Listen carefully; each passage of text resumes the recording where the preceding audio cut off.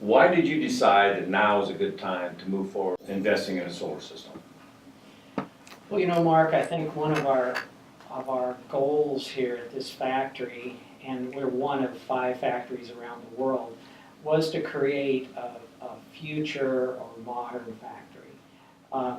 And what we want to do is not just project that philosophy, but actually achieve the goals of being a highly efficient, advanced, and innovative facility.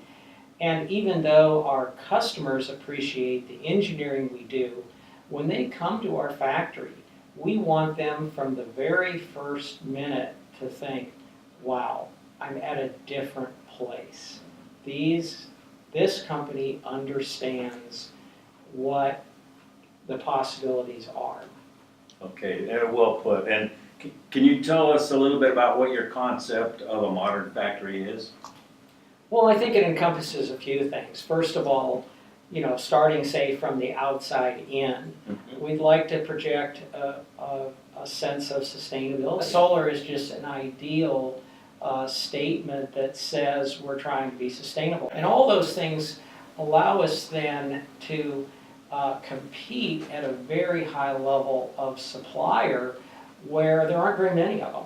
And we get the opportunity to do very challenging work that's also profitable and sustains our operation. Yeah. And would you think that the LEDs help modernize your factory in any way? The LEDs have done a couple things. Number one, of course, we reduce our energy consumption. But the derivative of the LED lighting is it's a more productive workplace, less heat and vastly better lighting. And in a machining operation like ours, light is really key. It puts less strain on an employee to see the fine print of the drawing, or they can look at a part and see the cosmetics of it better. Our people just love the LED lighting. Yeah. That sounds good. Anything that you could say about this experience that's been kind of painful or excruciating? Well, you know, the hardest thing, even though we're an engineering company and we're comfortable making engineering decisions, the hardest thing about solar is we've never done it before. And, you know, it is a 7-figure investment because we have a large generating capacity.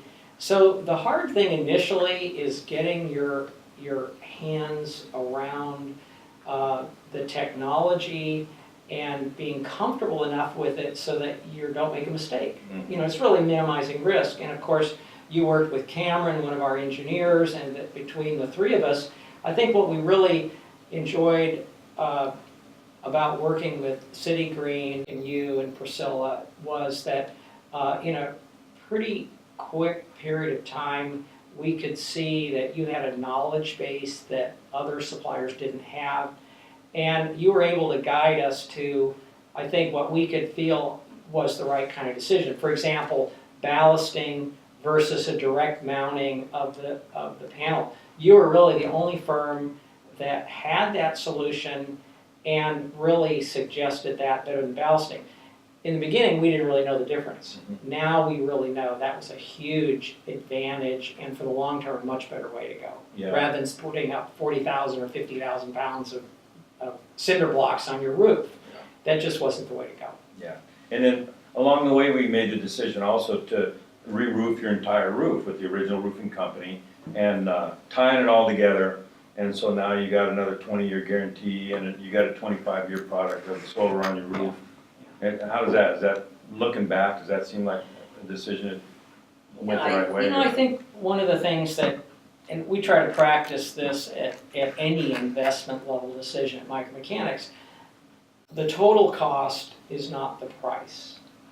The total cost, you know, the real value of the investment is what does it generate for you, what do you save, and over a long period of time. And I would say that the final configuration of what we did was actually more expensive than maybe another provider had, but it was different. It was, again, the difference between putting in LED versus not having that. the difference between a ballasted system and having the fixed mount system.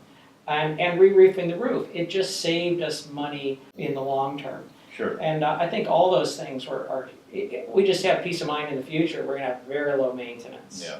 And we've taken care of things all up front. And those were things that I think Cameron and I didn't see initially, but after we got into it and working in the details, it was real evident. Yeah, and then your system also came with some carports in order to try to get enough generation to cover your active factory.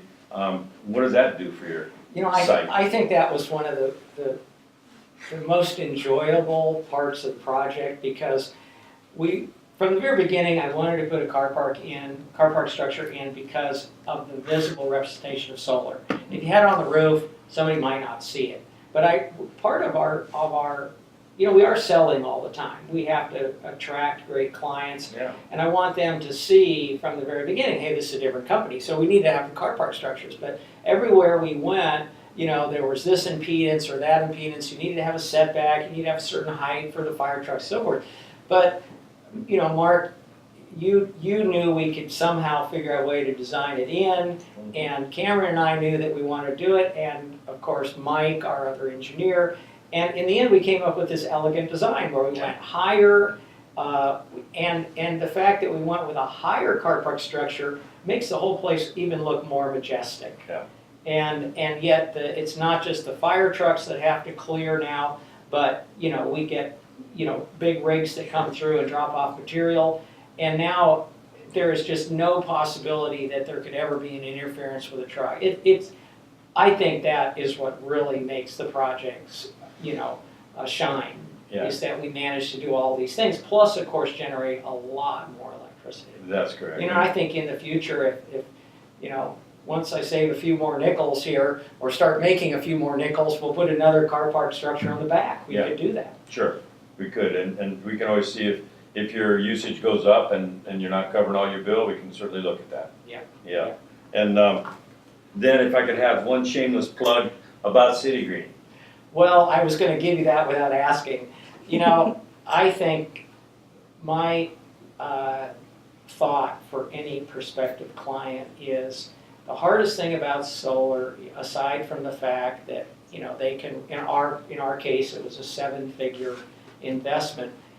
The hardest thing is just getting comfortable with things that you don't know and understand. It's sort of a learning curve. And I think that, Mark, you and your team did a great job of giving us time to learn, answering our detailed technical questions, not pushing us until we really understood the issues. I think your pricing was, it wasn't the lowest, but it was very fair for the quality that especially we see today. I'm just incredibly pleased with the end result and also with the relationship that we have. All right. And Mark, I hope that you solarize Morgan Hill. Sounds good. Thank you very much. Thank you.